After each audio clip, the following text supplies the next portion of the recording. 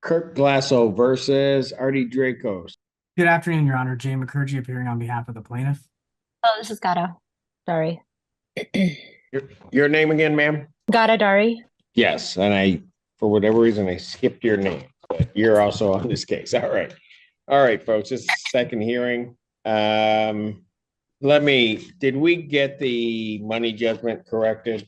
I believe so, Your Honor. And again, counsel, I apologize for that. It made no sense to me, but yes, we do. We're good. Okay. So where are we now in this case? Your Honor, last time we met, Miss Dari was stating her case as to why she didn't believe she should be on this money judgment. I'm here with Mr. Glassel, and we have reasons as to why we should. If the other parties are not available, we ask for a Can take a default as to them. Ma'am, Yes, sir.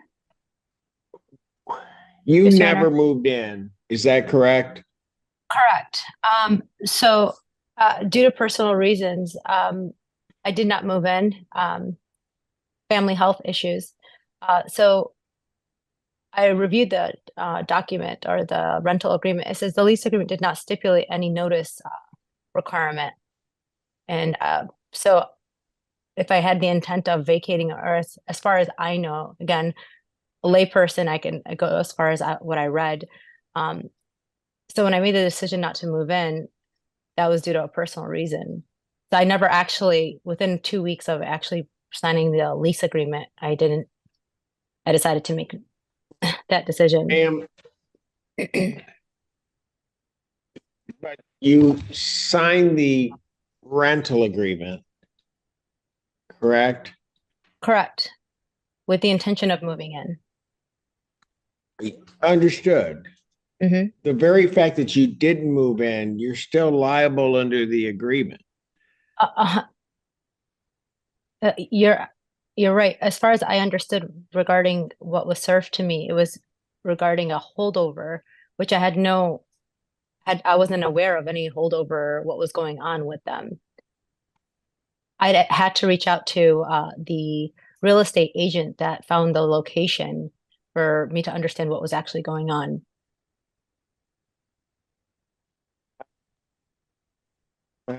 Right, that's right. And that was a holdover. Yeah. So, counsel, is all of the rent owing after the lease? After the lease had expired? Correct, Your Honor. The lease. Oh no, the last time they made a payment was February, I believe. February, Your Honor, was the last payment we have. And then the lease, I think, expired March 31st. So I'll talk to Sophia. She informed me that everything was up to date in regards to the actual rent. So it was 1 month. Your Honor, if I may clarify, or if I may add some light as to our position, it would be the parties were both represented by a realtor. Miss Dari and Mr. and Mrs. Dracos applied together. If my client had thought Miss Dari was not going to move in and be a guarantor, we would have signed a guarantor agreement. It was Miss Dari's income that was used to approve the lease or approve the ability to move in. We were never notified that she wasn't in the location. We were never notified that she moved out, which I guess she says she didn't move in. She corresponded with the landlord as if she was a tenant. I was coordinating because there was communication. Hold on a second. But counsel, does the leasing provision doesn't require her to say anything prior to the termination of that lease? Require her to say anything as far as her moving in or not? Meaning, let's assume that all of the parties just vacated at the end of the lease, March 31st, they just leave. Your client wouldn't have claim for any rent thereafter because they wouldn't be holding over. The lease terminates of its own accord. Correct, Your Honor. Yeah, I understand. All right. So with Ms. Dari, why doesn't her interest just terminate?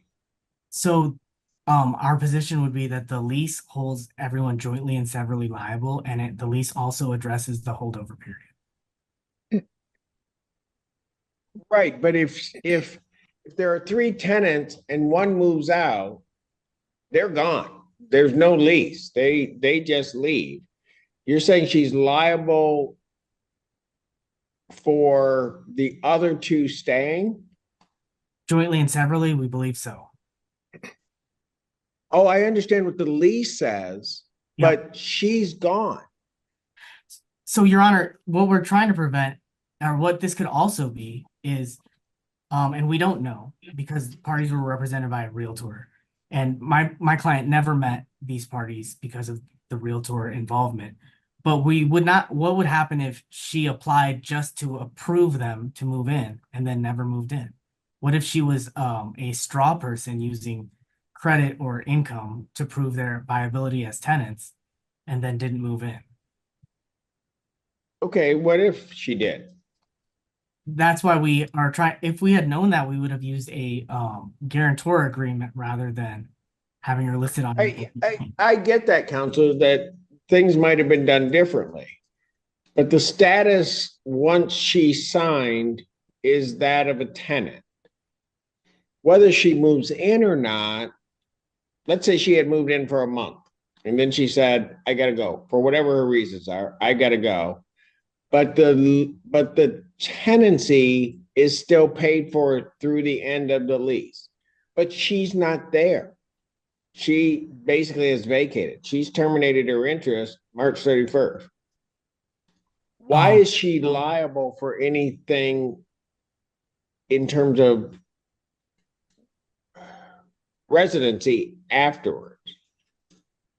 We have her listed on the lease as a resident and we're not notified or we did not know she moved out. I mean, she never said, I never moved in. You would assume that she would have mentioned, I didn't move in at some point. But during the entire tenancy, she was corresponding in the group chat as if she were one of the tenants. Okay, but now she's gone. Let's assume that she was there even, okay? I know she's not. Let's assume that she was there. Come March 31st, she packs her stuff up, she vacates. Why is she liable for any additional rent? She's turned over possession. Turned over possession to the other two tenants or to us? Possession was never she is surrendered because she's left. She never notified us of a mailing address, or how is the landlord supposed to know that is she required to do that? Michigan leases require notification of a forwarding address for purposes of the security. If there's going to be an issue regarding security deposit, certainly. Yeah, correct. That doesn't trigger the forwarding address doesn't trigger anything. So, Your Honor, the holdover provision of the lease would address holding over, and the jointly and severally liable portion of the lease would also state that the parties were jointly and severally liable for that holdover period. It would continue. Your Honor, may I make a statement? Again, this is not my forte, as green as possible. This is just me doing my research. So I pulled up, and you can correct me if I'm wrong because I don't know this. It says Michigan law on joint and several liability. Under Michigan law, joint and several liability does not extend beyond the period for which I was contractually obligated. Any actions taken by the other tenants after the lease term ended could not be legally attributed to me. The Dracos family have solely decided without my knowledge or consent and continue to live there past the contracted date.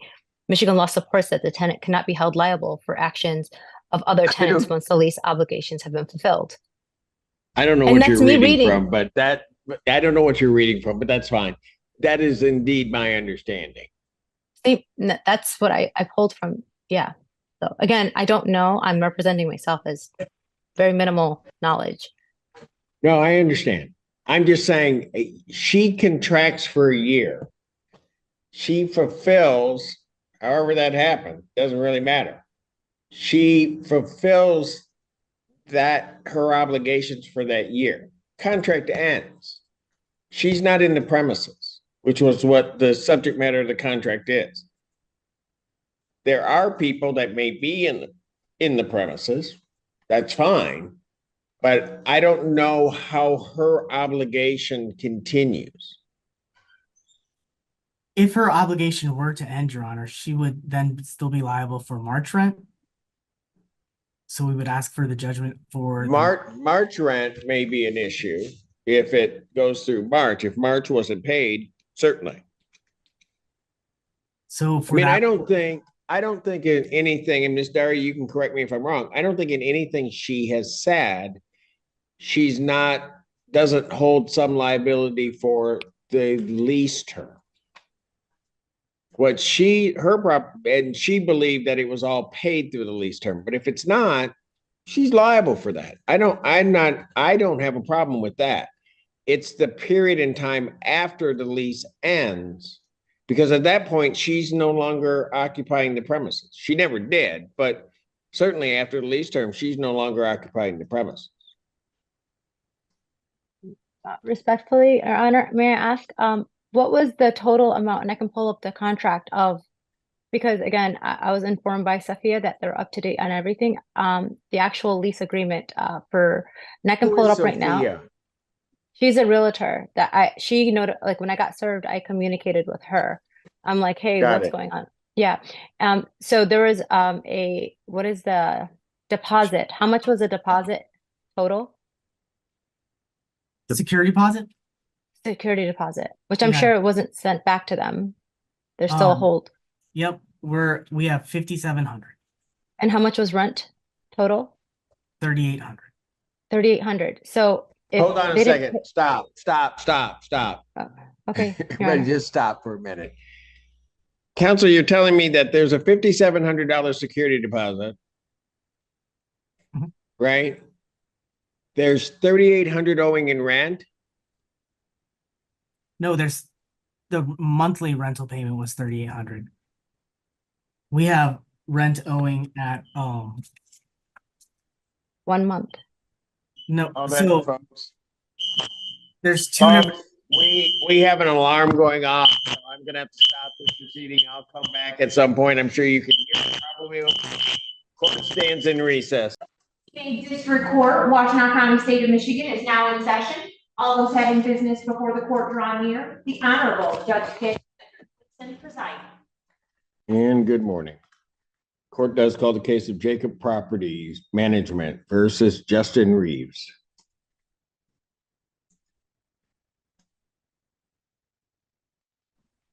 Justin Reeves here.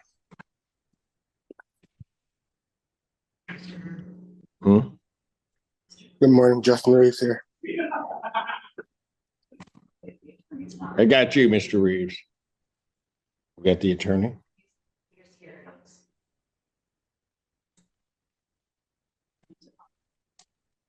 Counsel, state your appearance. Jay McCurgy appearing on behalf of the plaintiff. All right, thank you. What's the plaintiff's claim in this case? Your Honor, we have rent in arrears for $1,700, late fees of $1,300. 13. Correct, Your Honor. So I have rental arrearage of 1,700, late fees of 1,300. That's what we have, Your Honor. Okay, before I say anything to Mr. Reeves, where's the 1,300 coming from? $50 late fee, 26 days. Pardon? $50 late fee for 26 days. It's $50 a day? That's what the contract states. Yeah, that's illegal. Oh. Just on first blush. Well, let's just deal with the rent. How about that? Mr. Reeves? Yes, sir. How are you intending on paying the rent? I'm talking about the 1,700. I'll deal with the late fees in a minute. I am saving my money, and I have reached out to Hawk and did a SER application. But I You am did an SER? working. When did you do an SER? Maybe 3 or 4 days ago. Okay. All right. So you're entitled to a stay because of that, but you got to get the paperwork into us. Can you see your screen? Can I see what screen? Well, the screen that you're on right now, you're on a phone, right? Correct. Okay. If you keep swiping across, you're going to come across a QR code. That will take you to a form that you need to fill out and get to the court before Wednesday morning. The one that says submit to 14A1. Yeah, it's a form for rental assistance. I've got to have that form. I'm going to grant you the stay at this point because you filed for an SER. Thank you. Okay. Yes, sir. In the interim, is there any funds that you can pay? Yeah, I can give them at least 500 today. 500? Okay, sir. why don't you do this? Pay 500 to the landlord today. All right. Get that Okay. form into us. Try to do that right away, okay? Yes, sir. Now, thank you for this being my first case, and let's have to deal with these late fees. But those late fees, counsel, here's what I'm going to do. You need to take a look at the case law. If the contract calls for a $50 late fee without getting into the weeds on it all and the details, a late fee can't be a penalty. That sounds to me on first blush as though it's a penalty. Also, late fees have to be related to the cost of collection, and can't be liquidated damages. So I'll leave that there and let you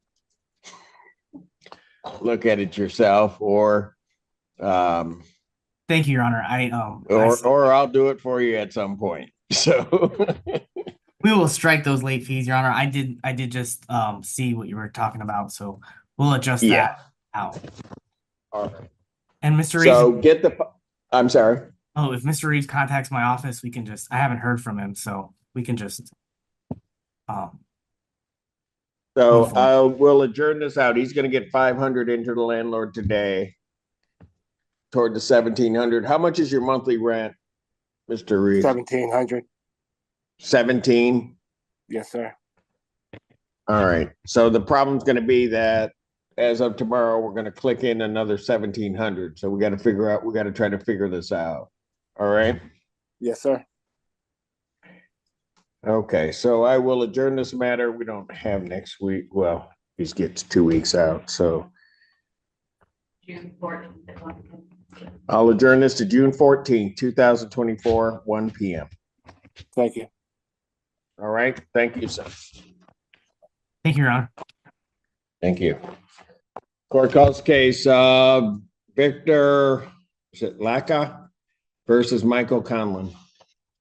Michael Conlon here, sir. Good morning, Your Honor. Kristen Davis appearing on behalf of plaintiff. Okay, this is a termination case. That's correct. All right. And Mr. Conlon, what do you have to say about this case? Well, sir, did you receive the 2 documents I sent to the court on Tuesday? I have a document in big letters requesting a jury trial. Yes. And then a first request for adjournment. Yes, those are the documents. Okay. And so, counsel, have you received these? No, I have not, Your Honor. Okay. Mr. Conlon, did you send these to counsel? No, I'm not an attorney. I did not realize I had to do that. So I just sent them Okay. to, yeah. So that you know, anything you send to the court, you have to send to the other side so that everybody can see what's being sent. Yes, sir. I'll keep that in mind. I hope to retain an attorney, so they'll know that. All right, so you're looking to get an attorney on this case? Yes, sir. All right, so what I will do is I'll adjourn this matter out. My next date, council, is the 14th. So I'll adjourn it out to June 14th, 2024 at 1 p.m. Okay? And then we'll proceed from there. But sir, you got to make sure to get this over to the plaintiff's attorney. Okay, I'll do that. Thank you. All right. Okay, thank you, folks. Thank you. Court calls the case of Torrey LLC versus Ashley Sawyer. Good morning, Your Honor. For the record, Neil Chanis appearing on behalf of the plaintiff.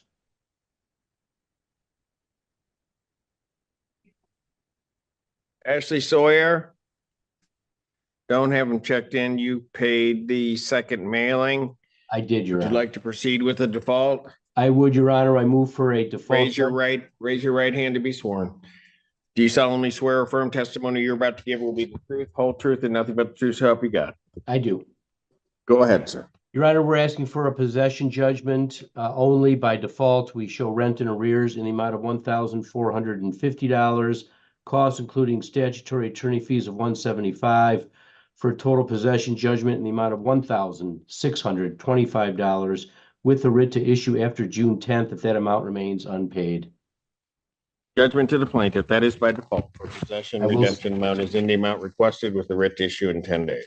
Thank you. I will All right. submit. Thank you. Thank you. Court does call the case of Group 5 Management versus Olivia Bell. Good morning, Your Honor. Robert Weiss appearing on behalf of Group 5. Good morning. And Ms. Bell, Yes, Olivia Bell. hello. Okay. How much is plaintiff claiming is owing? Claims is owing. As of today's date, including the court costs, Your Honor, $959. And ma'am, what do you have to say about that? I want to know what the 900 and whatever he said is for. $227 is court costs and the late fee of $75, and the balance is rent. Rent. Rent, No. $154. I do not owe any rent. None. Well, we're showing a balance owing of $41 from January and $154 from February, March, April, and May. Your Honor, Yes, February ma'am. of this year, I gave them $2,100. I was clear of all of that. Where this money is coming from? Hold it, Ms. Bell. Hold on. When did you say you gave them the 2,100? February of this year. Okay, I have- Mr. Weiss, hold on. Hold on, Ms. Bell, Yes, hold on, just hold on. Mr. Weiss, do you see the $2,100 payment? Well, Your Honor, we had switched operating systems, so the ledger I have does not show $2,100. I can go back with my client and get a ledger from the old system and see if it's there. Mhm. All right, Ms. Bell, Yes, what's sir. your monthly rent? 154 now. It went all the way back down because they Okay. were charging me 297. Okay, but you're at 154 now? Which is Yes, what we're showing, Your Honor, from February, March, April, and May, $154 owing, plus a balance from January of $41. Right, but she's saying that 2,100 was given, so we gotta figure that out. Okay. So, Ms. Bell, So we're gonna click into June. When can you get the 154 in? Because I'm gonna adjourn it out for them to take a look to figure out where this other money is. I just paid my 154 day before yesterday. Say that again to me. I just paid 154. No, I paid 159 just day before yesterday. We're not And sure. that was for your June rent? My June rent. Okay, so you paid that, you said day before yesterday, so you paid that on the 29th? Yes, sir. All right, let me just note that in the file. Arbor Woods versus Regina Johnson Agnew. Sydney Fontanella for the plaintiff again, Your Honor. All right, is she here? Yeah. Oh, there she is, trying to talk to me, but you gotta unmute. Okay. Hello. Good afternoon. Okay. Sorry about that.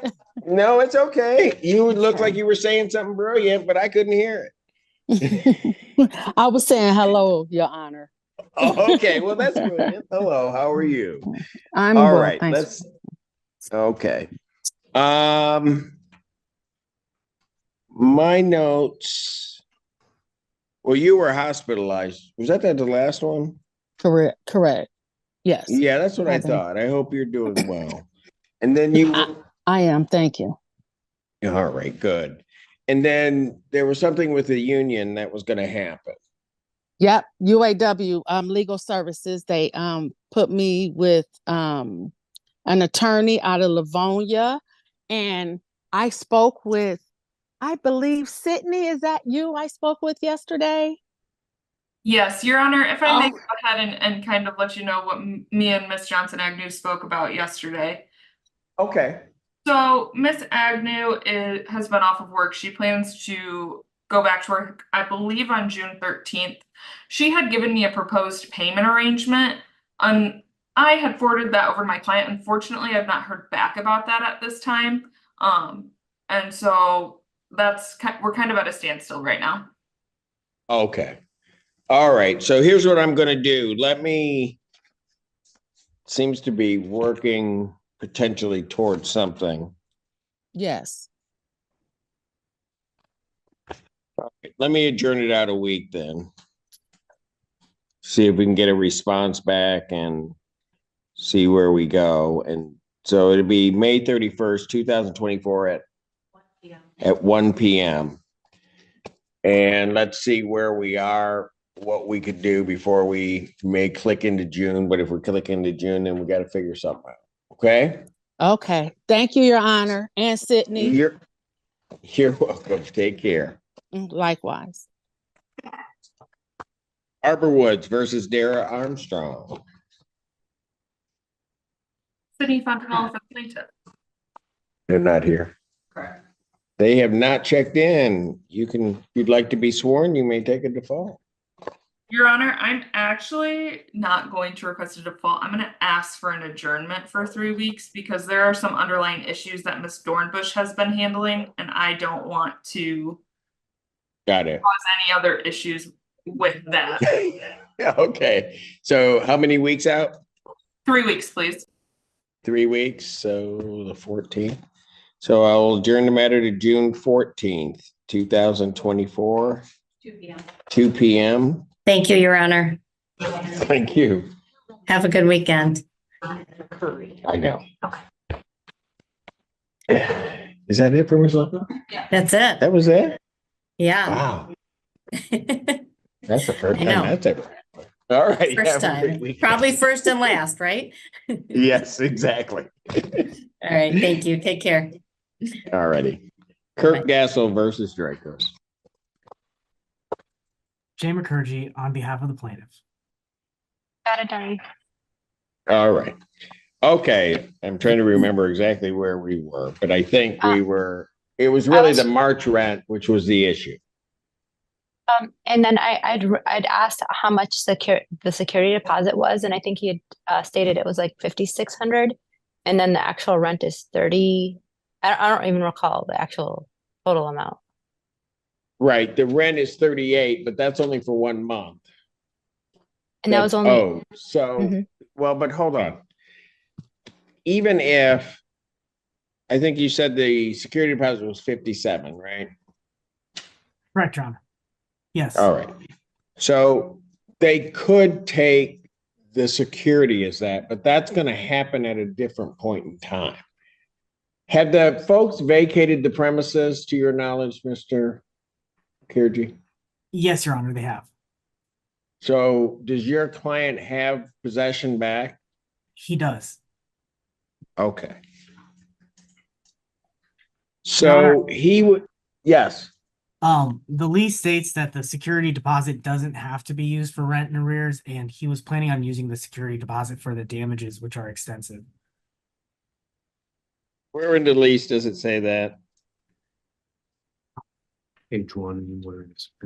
Just one moment, Your Honor. Page 1, the security deposit. I say in no cases is there obligated. You know what? I'm gonna tell you what. And I'm just gonna be blunt about it, but I mean, I'll listen to everybody, but it seems to me that this individual, Ms. Dari, that all she wants to do is resolve the account. It's a 1 month. And quite frankly, I don't think she's gonna be obligated for anything after that 1 month.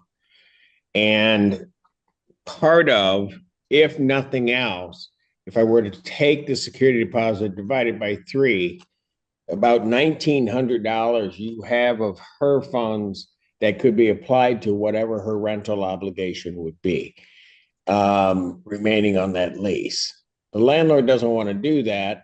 That's fine. I think the best thing to do is, since I don't have to grant a judgment for possession, I might as well set this for a final settlement conference and a trial. Because I think, and I'll be blunt, I mean, I think she's sitting here and that the position of the landlord regarding this tenant is whatever it is. I mean, I just don't think it's, I mean, she's not hiding from anything. She seems to be willing to try to resolve it. And I'm not sure that the landlord's feeling that way. Your Honor, my client. So I'll resolve it. If we were willing to take, we may be willing to take the 1 month's rent, but there are other associated fees like an overdue water bill and some HOA fines that did occur before the 31st of March that we would like added to it, but we'll take the 1 month's rent as the court sees for this, against Just Ms. the other Barr. stuff. So we have overdue water, January through March, $610. We have late fees of $300 and HOA fine. Late fees of $300 for how much? How many months? It's 6 times. So, and 2 have been paid, so 4 times. The late fee is $150. Okay. I was unaware, Judge. I was unaware of any of this. Hold on, ma'am. I hear you. I'll hear you, but so there's an additional what? 1,200? So we have 610 in 600, and then we have a that's correct, 1,200. 525 in HOA fines. So 5 and 25 in the HOA fines. What were those fines for? There were about 24 HOA violations, I believe it was 24. Various things from leaving the dog leash and the cigarette containers out, trash in the lawn, not cutting the grass, leaving trash bins outside of the garage. Tell you what. An assortment. You guys know how to get in touch with each other. I'm just going to set this for trial. Everybody come with what they have, and then I'm just going to make a call on it. I mean, like I said, I'll just be blunt. Ms. Dari is here. If you're going to nickel and dime her, we'll just do it in a trial. And then I can make the decision. Your Honor, we're not nickel and diming anyone. We're trying to uphold the. I think you are. I'll be honest with you, counsel. I think when you start talking about HOA, why weren't they collected during the term of the lease from the tenants? Why wasn't there a filing before now? So, Your Honor, the filing came, there was a negotiation for them to leave. There was an agreement that they would be leaving month, and then they asked for another month. And then finally, when we said we were filing, they vacated the property. So this was an extended period of time where we were expecting the property back. Okay, but when you weren't, were you dealing with Miss Dari? I included her on all of the emails. Which I Who were you dealing with? But who were you dealing with? Well, so Your Honor, even the tenants themselves were, most of the responses were from their son, Nick Dracos, who may or may not have been living at the property. I'm not sure. Non-jury trial, June 18th, 2024, 9 a.m. in person.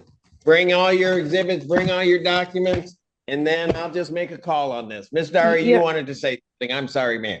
No, Your Honor, I don't have anything to really bring other than I'm the one that showed up despite I haven't lived there. The other tenants. I know, and I just need you to show up at the trial. Okay. And then I'll deal with it from there. And Okay. Your Honor, are we gonna may we submit a default judgment for the other two tenants? I'm setting the whole thing for trial. I'm not parsing them out. You won't parse them out. I'm not going to parse them out. Everybody be here on the 18th in person. June 18th.